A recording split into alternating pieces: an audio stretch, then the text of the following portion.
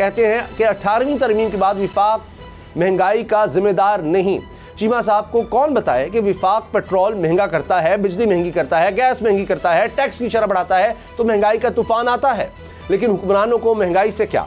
ये तीन चीजें अगर आप जोड़े, एक पॉलीग्राफिक टेस्ट, दूसरा चश्मदीद गवाह, तीसरा वो शवाहिद जो जमीन पर मिलते हैं, इन तीनों को अगर आप जोड़ते हैं तो फिर आप एक चीज मरकूज होती है बात कि फायदर एक नहीं था, एक तीन थे बल्कि। एक और वजीर हैं तारिक बशीर चीमा साहब, वजीर तहफ़्फ़ुज़ खुराक हैं, तहफ़्फ़ुज़ खुराक, और वो कह रहे हैं कि जनाब ये जो मुर्गी कीमत महंगी हो गई है, मुर्गी बहुत महंगी हो गई है, तो आप मुर्गी खाना छोड़ दें। सब्सक्राइब करें और बेल दबाएं ताकि कोई खबर रह न जाए।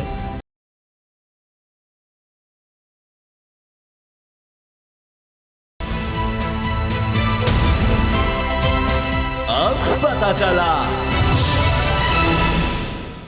बिस्मिल्लाहिर्रहमानिर्रहीम, अस्सलाम वालेकुम। मैं हूं मोहम्मद उसामा गाजी और आप देख रहे हैं पता चला। आज के प्रोग्राम में बात होगी तहरीक अदम इत्मीनान नहीं, एतमाद का वोट। जुलाई आम इंतखाबात का महीना और पुराने पाकिस्तान में मुर्गियां भी परेशान। खबर यह है कि अवाम तो अवाम, तजर्बाकार हुकूमत से मुर्गियां भी हो गई हैं परेशान। सवाल पूछती हैं ये बेजुबान कि क्या है ये पुराना पाकिस्तान। जी जनाब, खबर है कि पोल्ट्री फीड्स का बहरान संगीन हो गया है। इस्लामाबाद में मुर्गी के गोश्त की कीमत 650 रुपये फ़ी किलो तक पहुंच गई है। खदशा है अगर हुकूमत ने होश के नाखुन ना लिए तो मुर्गी गाय एक बराबर हो सकती है, यानी चिकन की कीमत 800 रुपये फ़ी किलो से भी बढ़ सकती है। पोल्ट्री एसोसिएशन ने ना मानने पर जुमेरात से एहतजाज की धमकी दी है। दूसरी तरफ तजर्बाकार हुकूमत की संजीदगी मुलाहिजा करें कि विफाकी वजीर national food security Tariq Bashir Cheema का कहना है लोग मुर्गी खाना ही छोड़ दें क्योंकि इसकी फीड मुज़र सेहत होती है। यही नहीं, मौसूफ ने महंगाई का जिम्मेदार भी सूबाई हुकूमतों को करार दिया है। कहते हैं कि 18वीं तरमीम के बाद विफाक महंगाई का जिम्मेदार नहीं।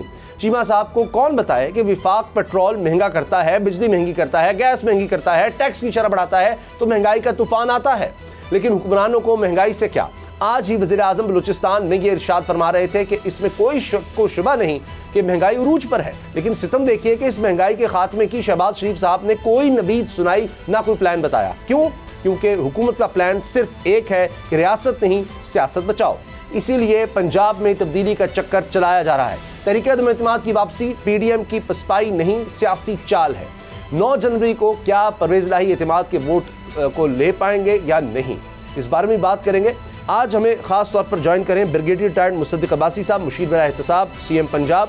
ड्यूटी के हवाले से जो चीज़ें सामने आई, इमरान खान साहब पर कातलाना जो हमला हुआ उसमें बड़े होशरुबा इंकशाफात हैं कि किस तरह कई एजेंसियाँ ताबुन नहीं कर रही, डीपीओ का किरदार, वीडियो जो मुल्जिम की बनाई गई वो सब, तो इनसे इस बारे में बात करेंगे। हमलावरों की तादाद के बारे में बताया गया है और नूर आरफीन भी मेरे साथ है। ब्रिगेडियर साहब बहुत शुक्रिया। ये बताएं कि ये जो बात सामने आ रही है 3 हमलावरों की, डीपीओ का वो वीडियो बनाने में किरदार के उसने अपना मोबाइल दिया, तो ये लोग शामिल तफ्तीश भी नहीं हो रहे। जो बाकी हमलावर हैं उनकी गिरफ्तारी के लिए क्या हो रहा है, डीपीओ के हवाले से भी बताएं।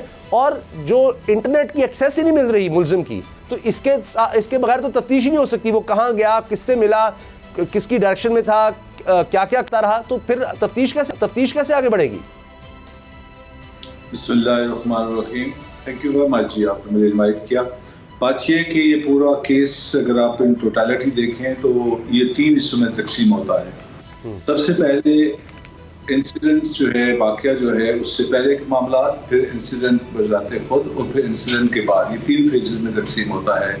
जो इन्वेस्टिगेशन लाइन दी गई है जीआईटी को, जो प्रोसिक्यूशन ने दी है, वो इन्हीं 3 फेजेस में डिवाइड है। पहला फेज ये है, अगर आप देखें तो ये शुरू होता है वकार सत्ती की उस वीडियो से जो कि 24 अगस्त को रिलीज़ होती है और वो उसमें वीडियो पब्लिक के सामने ओपन करते हैं। तो वहाँ पे एक नैरेटिव शुरू होता है। उस नैरेटिव के बाद अगर आप देखें तो 4 दिन तक पीटीवी एक प्रोग्राम चलाता रहा जिसमें खान साहब को तौहीन रसालत का एक मुजरिम साबित करने की कोशिश की गई।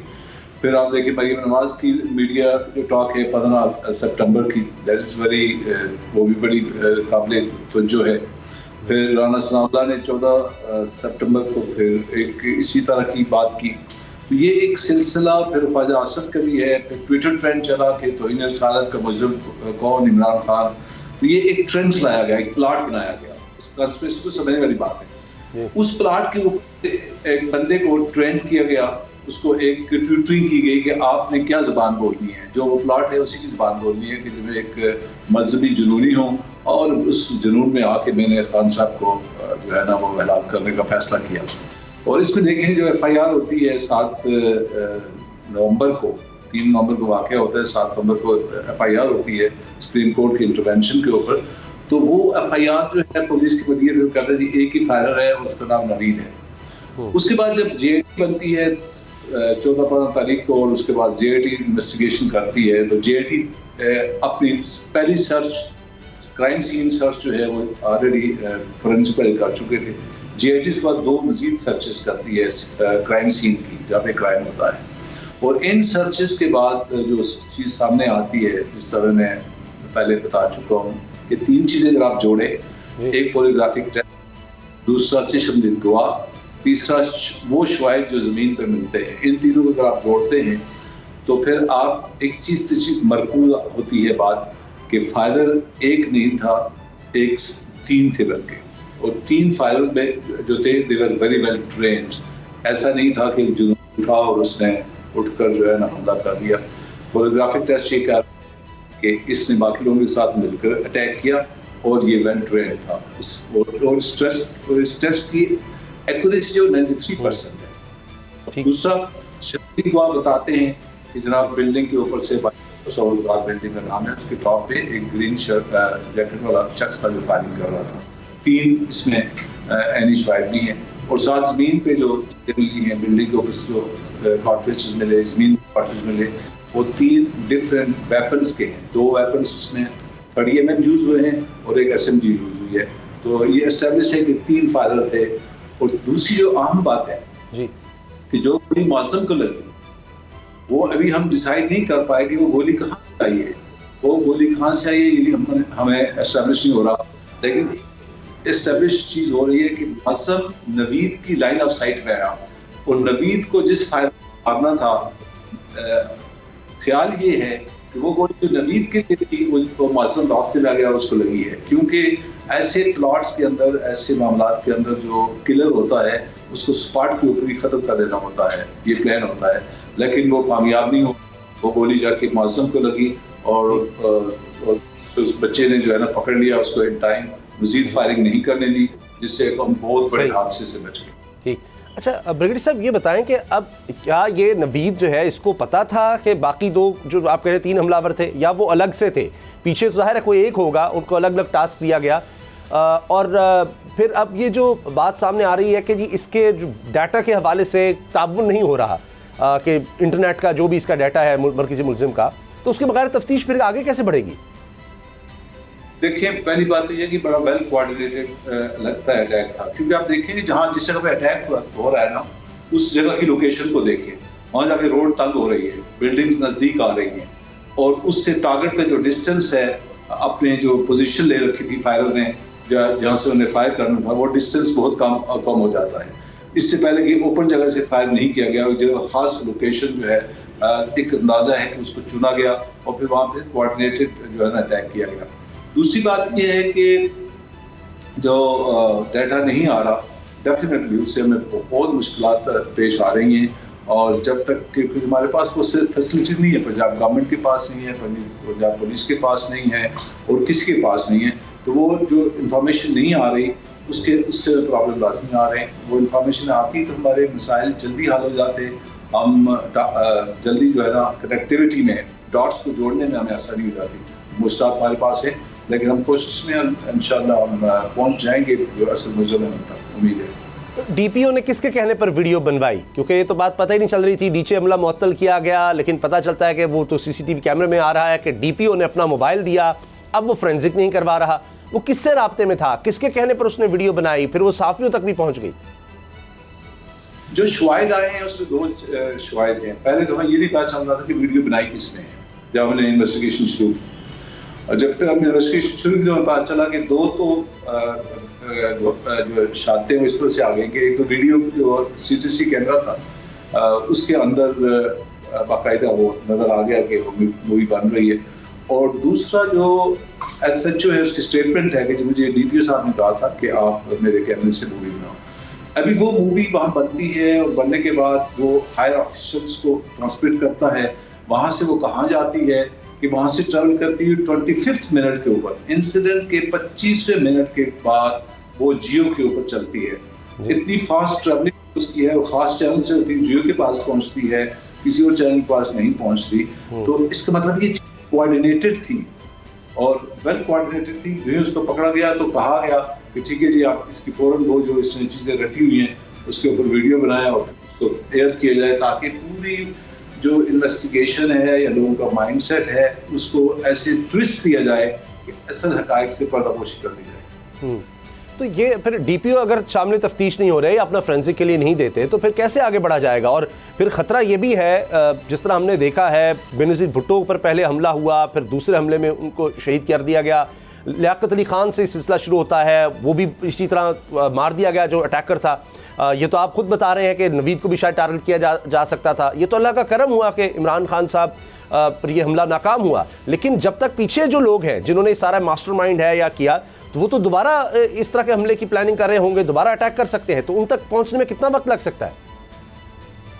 देखिए, ये मेरे नज़दीक बड़े दुख की बात है कि ये कोई नेशनल लेवल का केस नहीं था, कोई लोकल केस नहीं था, पंजाब का केस नहीं था, पाकिस्तान नहीं बल्कि इंटरनेशनल लेवल का केस है। और अगर हम इसको सब मिलके उसी तरह से नेशनल स्पिरिट के साथ करते, सब लोग सपोर्ट करते, तो हम इस केस की तह तक पहुंच सकते थे और उससे बहुत सारे नेशनल लेवल पे बड़े फायदे हुए थे, बहुत सारी चीज़ें ठीक हो जाती।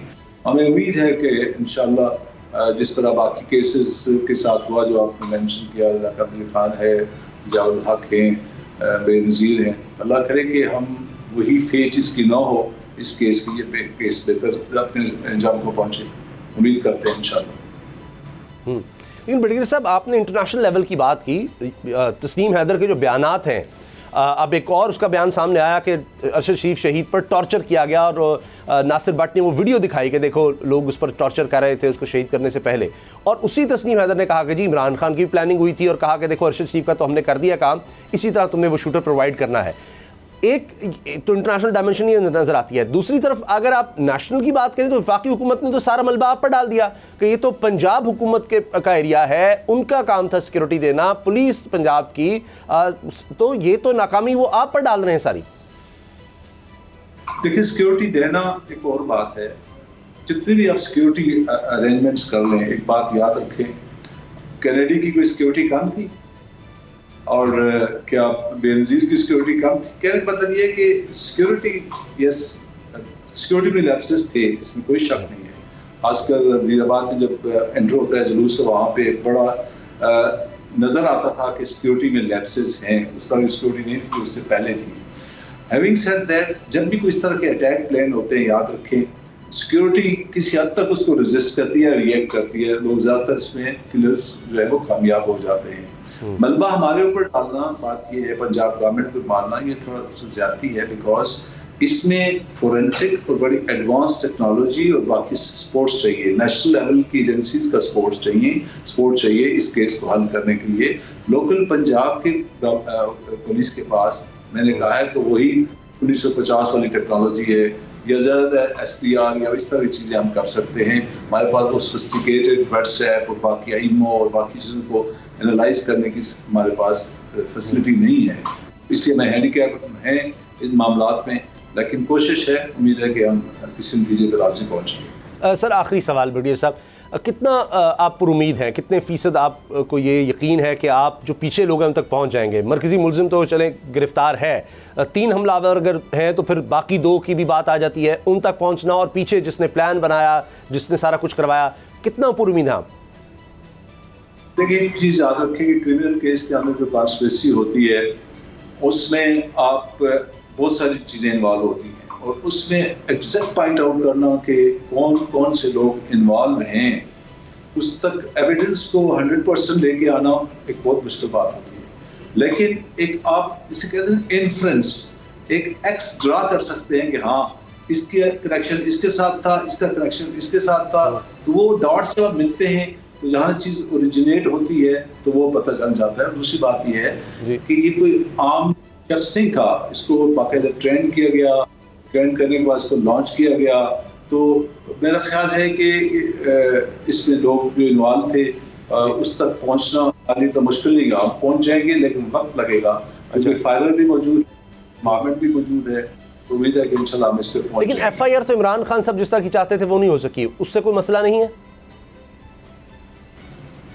FIR देखें, जो इन्होंने 7 नवंबर को FIR करी वो तो एविडेंस से खत्म हो गई, उसकी वैल्यू खत्म हो गई। अभी FIR जो है, क्योंकि खान साहब और ज़ुबैर नियाज़ी दोनों शामिल नहीं है हमारी तफ्तीश के अंदर, उन्होंने डिक्लाइन कर दिया कि हम तफ्तीश में शामिल नहीं होंगे, क्योंकि हमारा वर्जन जो FIR था वो नहीं लिया गया। वो FIR वो अपना केस कोर्ट में लड़ रहे हैं। अगर वो केस कोर्ट में कामयाब हो जाते हैं, फिर वो FIR आती है, तो फिर डेफिनेटली FIR की जो कंटेंट्स हैं या जो उसके ऊपर एलिगेशंस हैं, वो उस लिहाज से कोर्ट हमें ऑर्डर करेगी कि आप इन्वेस्टिगेट करें, क्योंकि कोर्ट की बाइंडिंग बन जाएगी हमारे। ठीक है, लेकिन उस वक्त तक वो वर्जन नहीं आता, FIR नहीं आती, हम इसी तरीके से इस केस को लेकर। और तस्नीम हैदर, उसने तो बड़े बयान दिए, उसको बुला रहे हैं, वो कितना साथ दे रहा है या कोई ऐसा एविडेंस उसकी तरफ से? तस्नीम हैदर का ये है कि हमने उसकी पहली जो स्टेटमेंट है 161 जो रिकॉर्ड कर ली है। हम इसको इंशाल्लाह जो है ना तफ्तीश में फर्दर इस पे गौर कर रहे हैं, इसको मजीद जब आगे बढ़कर तफ्तीश में मजीद शामिल करेंगे। ठीक है, तो लेके चलें। ठीक है। ब्रिगेडियर रिटायर्ड मुसद्दक अब्बासी साहब, मुशीर एहतसाब, CM पंजाब, बहुत बहुत आपने हमें वक्त दिया। अब बढ़ते हैं टॉप स्टोरी की तरफ। प्रेडिक्शंस हो रही हैं, हर तरफ से बात हो रही है कि जी इलेक्शन क़ब्ल अज़ वक्त, हुकूमत कहती है सवाल ही पैदा नहीं होता। शबर जैदी साहब ख़ुद के पहले कह चुके, साबिक़ चेयरमैन FBR के जी को मुलाकात हुई, केयर टेकर सेटअप वहाँ पर डिसाइड हो रहा था, बात हो रही थी, और अब वो कह रहे हैं जी जुलाई में इलेक्शंस होने जा रहे हैं। बहुत से हल्कों में बेचैनी है, अदम इस्तेहकाम पहले ही है, लेकिन मसला ये है कि अगर हुकूमत ये कह रही है जी इलेक्शन अपने वक्त पर होंगे या 1 साल आगे जा सकते हैं, तो उसके लिए वहाँ तक पहुँचने के लिए सूरत हाल भी तो बनानी होगी। इस वक्त मईशत की जो हालत है, लगता नहीं है कि हुकूमत 1 साल और शायद आगे ले जा सके। नूर आरफीन, ये शबर जैदी साहब ज़ाहिर है आप तो पहले दिन से कह रहे हैं जी इलेक्शन अपने वक्त पर होंगे, जो मर्ज़ी कर लें, उससे पहले नहीं हो सकते, लेकिन हुकूमत की जो आप हरकतें कह लें या उसकी गवर्नेंस कह लें, वो भी तो कॉन्फिडेंस नहीं दे रही कि ये वक्त पूरा करेगी ये गवर्नमेंट।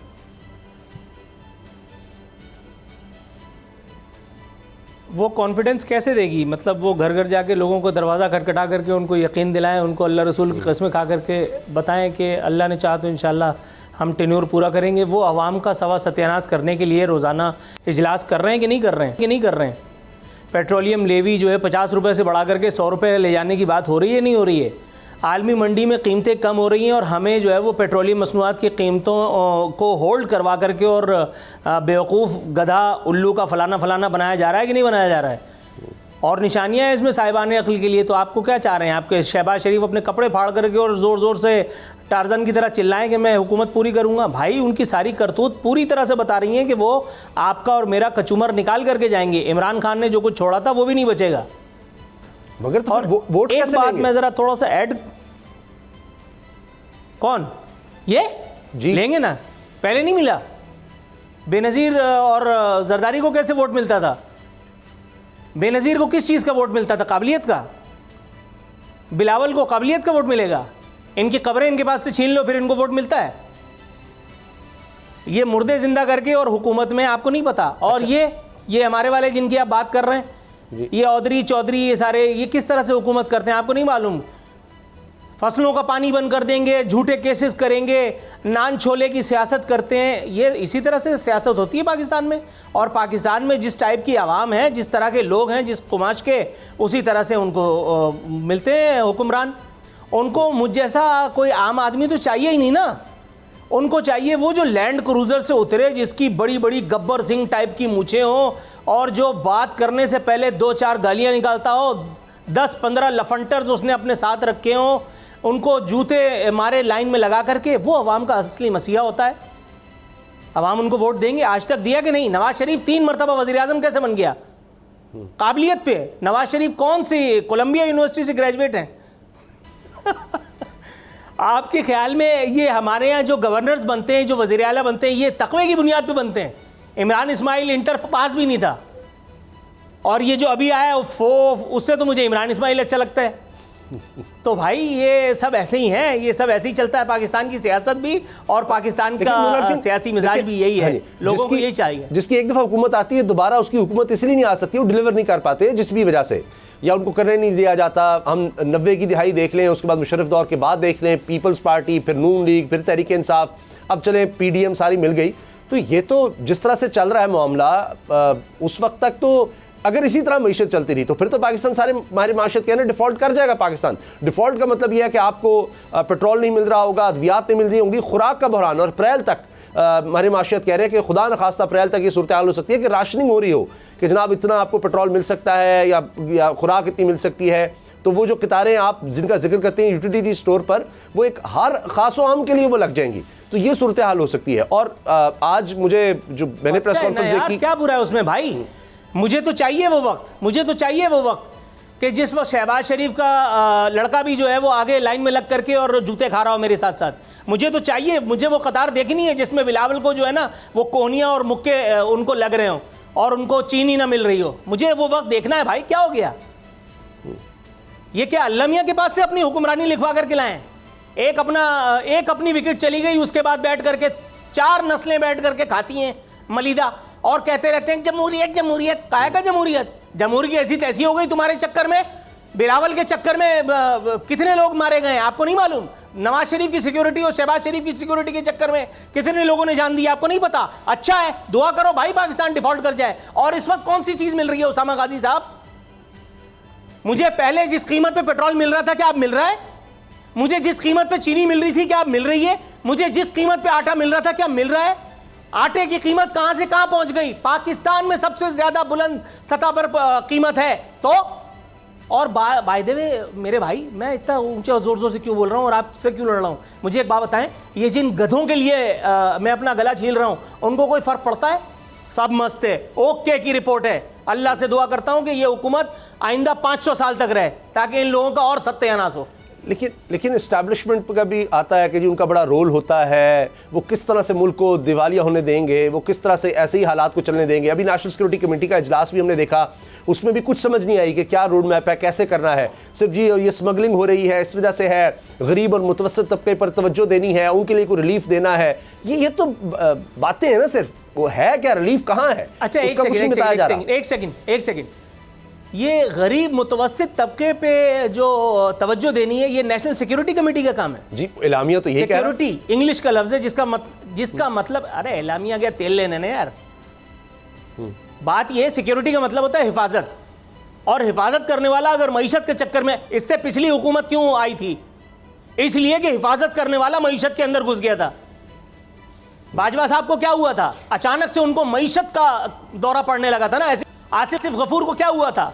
यही ना कि नवाज शरीफ के दौर में उन्होंने मईशत की जो है वो दर्द को अपने कलेजे में जगह दे दी थी, और उसके बाद फिर इमरान खान हम पर मुसल्लत हो गए, और उसके बाद क्या हुआ? ये उसी का तसलसल है। मैं नवाज शरीफ का हामी हरगिज नहीं, मुझे जहर लगते हैं ये सारे के सारे, लेकिन चलती हुई गाड़ी से छेड़छाड़ करने का नतीजा यही होता है। नेशनल सिक्योरिटी कमेटी का इजलास हो रहा है और उसमें गरीबों को रिलीफ देने के लिए बातें जो कर रहा है, ये उसका काम नहीं है। अफगान सरहद के ऊपर जो कुछ हो रहा है वो मेरे ख्याल है मुझे अपने इलाके की यूसी काउंसिलर से डिस्कस करना चाहिए।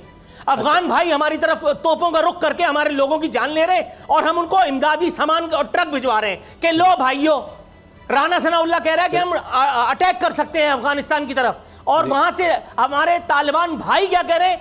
खबरदार, नाक से तुम्हारे खून निकाल देंगे, धूल चटा देंगे। और हमारे वाले क्या कह रहे हैं? जी सर। यार खुदा का खौफ करो भाई। अच्छा आरफीन, न्यूज़ अपडेट्स का वक्त है। इसके बाद हम आरफीन नामा में बात करेंगे कि सियासत फिर अंगड़ाई ले रही है, बड़ा कुछ हो रहा है, खासतौर पर सिंध में, कराची में। अब MQM के धड़े, फिर PSP और MQM साथ, जनाब क्या मनाजिर हैं।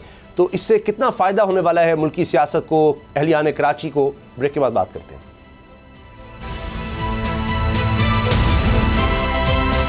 अब पता चला।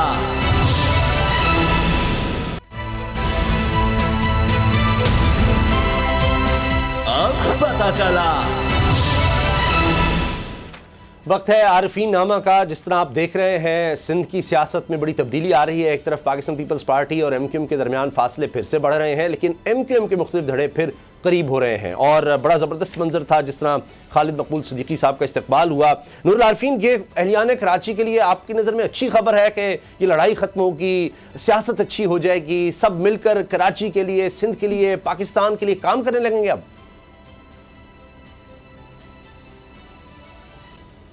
यार वैसे मैं पता है क्या सीरियसली सोच रहा हूँ कि आपके घर के करीब कहीं कोई कुटिया, कोई छोटी सी कोई मकान किराए पे देख लूँ, क्योंकि आप जितनी अच्छी बातें करते हैं ना, आपकी सोबत में रहूँगा तो यकीनन मैं भी जो है वो मेरी सेहत भी अच्छी हो जाएगी और मैं भी खुशबाश रहने लगूँगा, क्योंकि वैसे तो मुझे अच्छाई आसपास नज़र नहीं आ रही, लेकिन जिस तरह की बातें माशाल्लाह आप करते हैं, ख़ुद भी हंसते हैं, दूसरों की दिलबस्तगी का भी, आपके ख्याल में ये सब मेरे और आपके लिए हो रहा है, आवाम के लिए हो रहा है?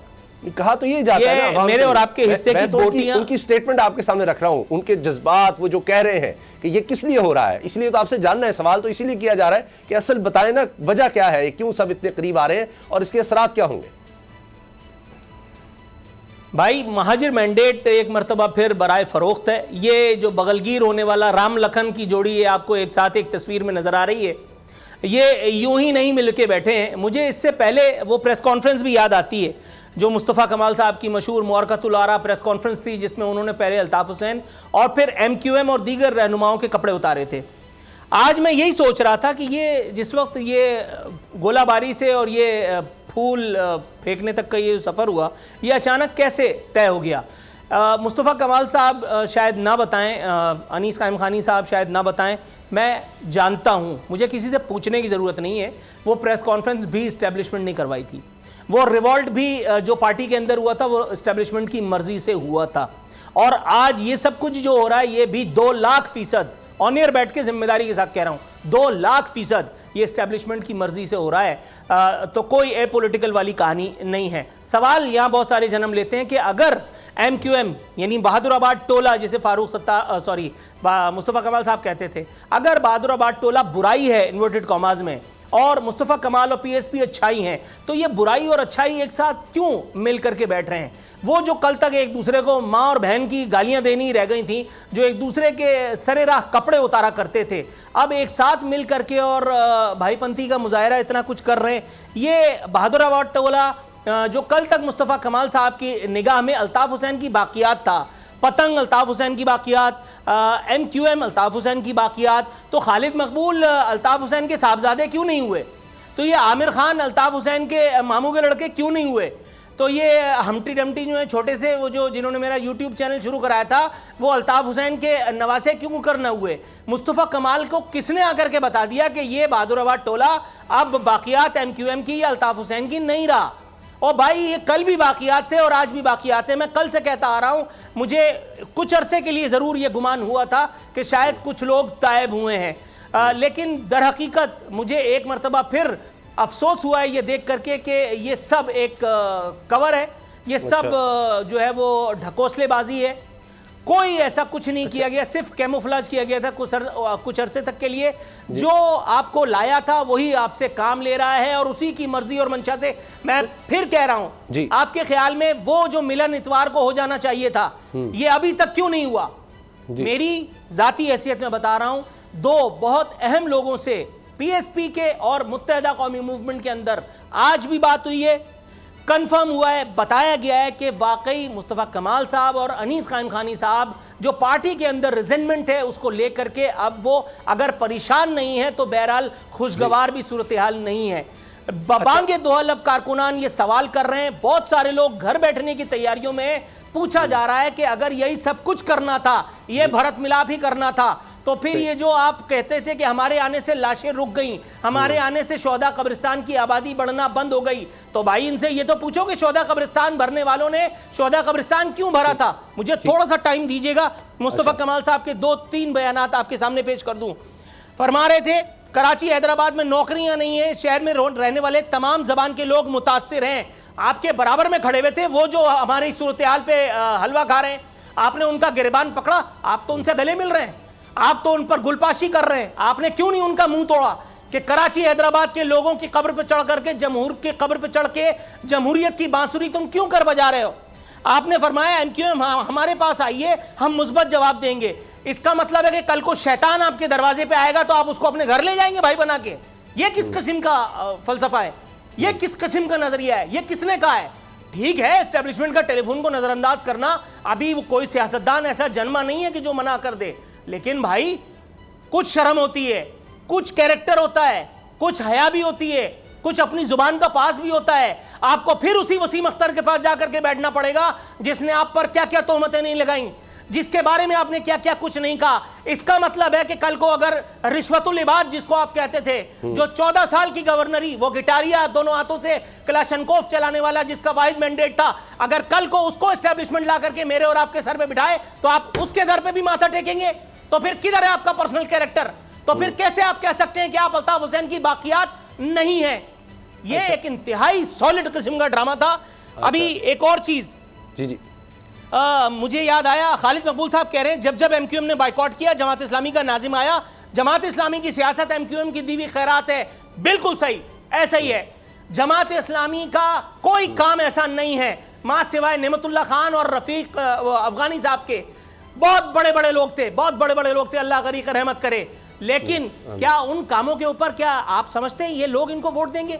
ये लोग जिनको जूते खाने की आदत पड़ी हुई है, जिनको कभी महाजिर कौमी मूवमेंट, कभी पाक सरजमीन पार्टी और कभी मुत्तहिदा बहादुराबाद टोले में जाकर के और तालियां बजाने का शौक है, इनका इनके मुकद्दर में जूता है और इनको जूता ही मिलेगा। ये बताएं कि जाहिर है जो लोग पीपल्स पार्टी और नून लीग को इकट्ठा कर सकते हैं, जेयूआई और एएनपी को इकट्ठा कर सकते हैं, वो ये एमक्यूएम के धड़े भी इकट्ठे कर सकते हैं, वरना तो पेट फाड़ना और पता नहीं क्या क्या बयान थे, जन्नत में मिलके साथ ना जाएं। लेकिन ये बताएं कि ये क्या बानी एमक्यूएम की वापसी भी हो सकती है? क्योंकि कहा यह जा रहा है कि ग्रेटर गेम यह है कि इमरान खान को जरा साइडलाइन करना है, और अब तो ये बात हो रही है कि जी सिंध पीपल्स पार्टी और बलूचिस्तान पीपल्स पार्टी को खैबर पख्तूनख्वा, तहरीक इंसाफ, पंजाब नून लीग और विफाक जो है पीपल्स पार्टी, ये प्लान बन चुका है। तो इस पर अमल दरामद के लिए शायद बानी एमक्यूएम की वापसी ज़रूरी हो, ये धड़े सारे इकट्ठे करना ज़रूरी हो, ताकि अब यहाँ सिंध में, कराची में, बलूचिस्तान वगैरह में तहरीक इंसाफ कहीं नज़र ना आए। देखिए, इस बारे में मुझे कोई सुनगुन भी नहीं है, मैं क्यों आपसे नंबर बनाने के लिए झूठ बोलूं, लेकिन अगर हाइपोथेटिकली मैं आपकी बात को बाय कर लूं तो पाकिस्तान की सियासत में ईद नहीं है, मैं आपको बता रहा हूं। अच्छा, यानी बानी एमक्यूएम वापस मुझे याद है पाकिस्तान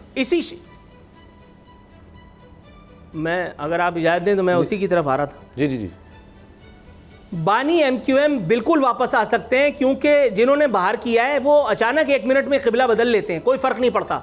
कराची में 100 लाशें गिर रही थीं और उन लोगों को कोई फर्क नहीं पड़ रहा था। दुनिया के नंबर 1 इदारे और दुनिया के नंबर 10 इदारे सब यहीं बैठ करके तमाशा देख रहे थे। सब सुनने वाले सुन रहे हैं, मैं दोबारा भी कह सकता हूं, आप मुझे बुला लीजिए, मैं वहां आकर के भी कहूंगा इंशाअल्लाह ताला, कोई मसला नहीं है। मैं उस वक्त कराची की सड़कों में जलील हो रहा था, मैं सोच रहा था कि अपने जिस्म पे गोली कौन से हिस्से पे खाऊं कि कम डैमेज हो।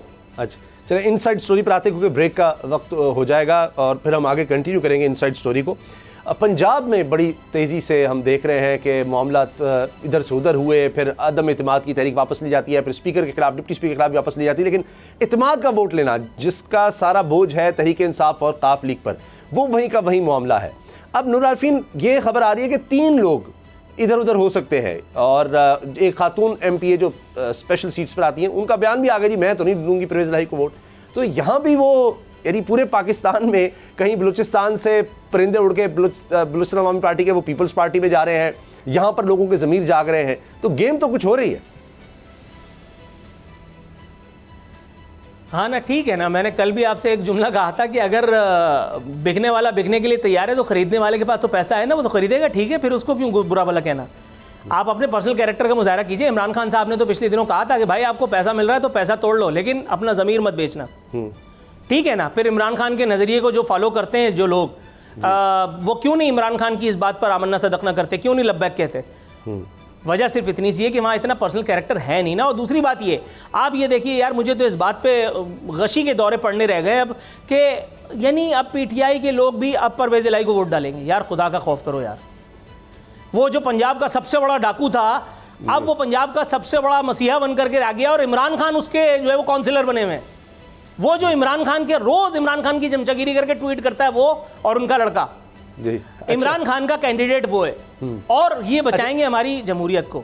यार आई लव यू, अच्छा, ये बात आपकी ठीक है आरफीन, लेकिन वो हम देखते हैं कि अब तो पूरी सियासत में ही हो चुके, एक दूसरे के पेट फाड़ने थे, वो सरे महल के बेच के पैसे लाने थे, स्विस अकाउंट, वो भी आजकल इकट्ठे हैं। जन्नत में भी इकट्ठे नहीं जाना था, जरदारी साहब ने कहा था, तो इनके साथ तो हम कभी नहीं जा सकते। और फिर बिलावल साहब गद्दारी और पता नहीं क्या क्या क्या, ज़ियाउल हक के बेटे और सारा कुछ। तो ये सियासत में हमारा ये हो रहा है। ब्रेक का चूँकि वक्त है, उसके बाद हम वायरल स्टोरी पर बात करेंगे कि अब मुर्गियों की फीड चुके नहीं, पोल्ट्री की हम पहले ही बात कर रहे थे कि सनत को बड़ा ज़्यादा नुकसान हो रहा है और 800 रुपये किलो तक मुर्गी का गोश्त जा सकता है, जो कभी सोचा भी नहीं गया था। लेकिन जो विफाकी वज़रा हैं उनके बयानात के क्या कहने, वो कहते हैं मुर्गी खाना ही आप छोड़ दें। ब्रेक के बाद बात करते हैं। अब पता चला।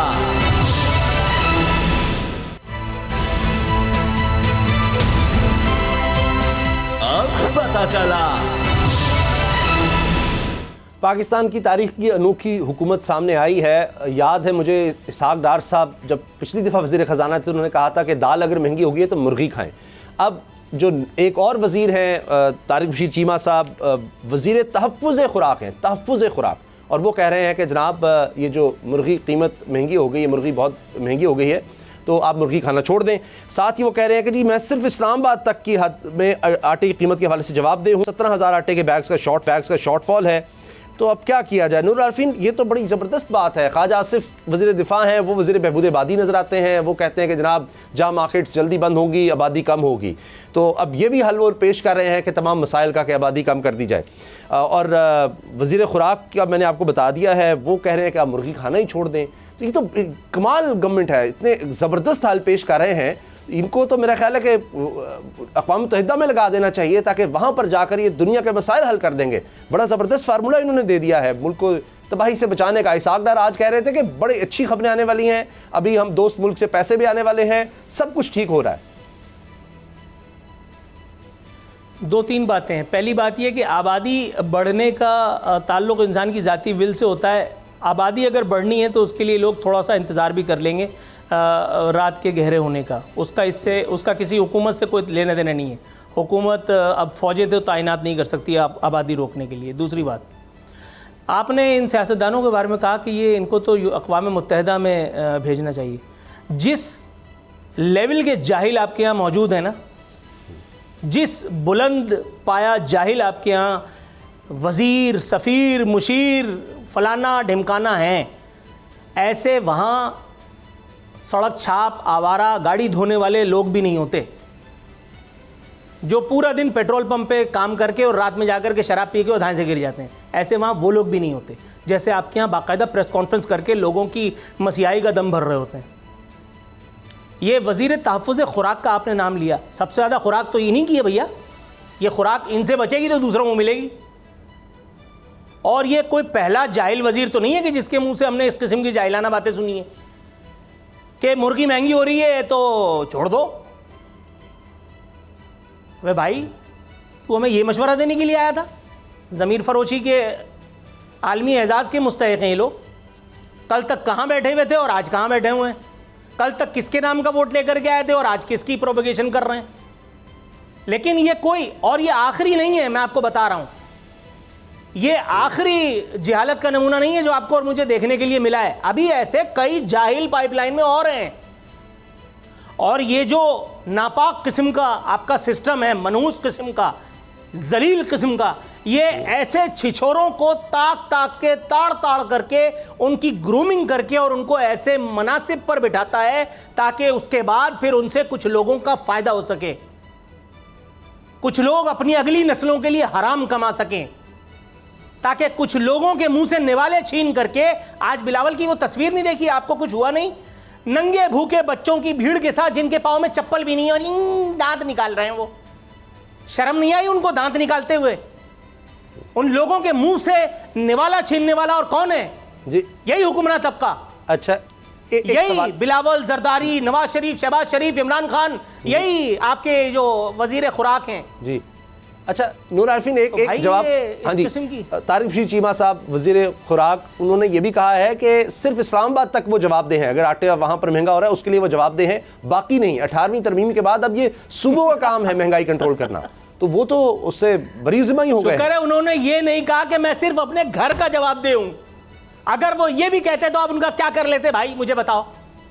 अगर वो ये कहते सपोज, तो उसामा गाजी के पास ऑप्शन क्या है कि भाई मैं सिर्फ अपने घर की हद तक का जवाब दूं। ये उनकी आला ज़र्फ़ी है, ये उनके आली नसब और ख़ानदानी होने की निशानी है कि उन्होंने कम से कम एक एतराफ़ तो किया कि वो सिर्फ इस्लामाबाद के वज़ीर हैं। चंद किलोमीटर का हिस्सा उनके उसमें आता है हुक्मरानी में, और वो उस पर भी कुछ नहीं कर पा रहे।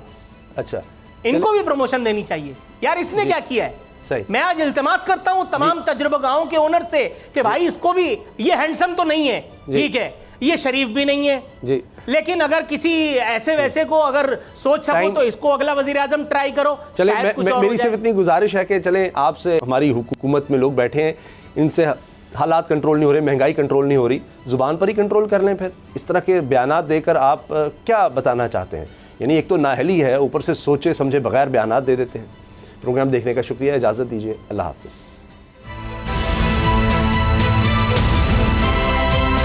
अब पता चला। अगर आपको ये वीडियो पसंद आई तो सब्सक्राइब करें और बेल पर क्लिक करें।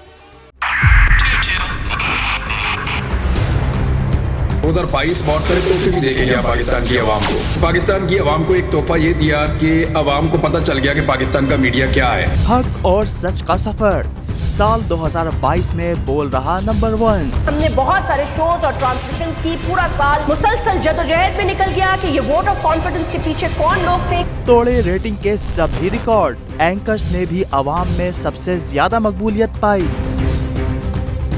और सोशल मीडिया पर भी बोल रहा सब पर भारी। सब्सक्राइब करें और बेल दबाएं ताकि कोई खबर रह न जाए।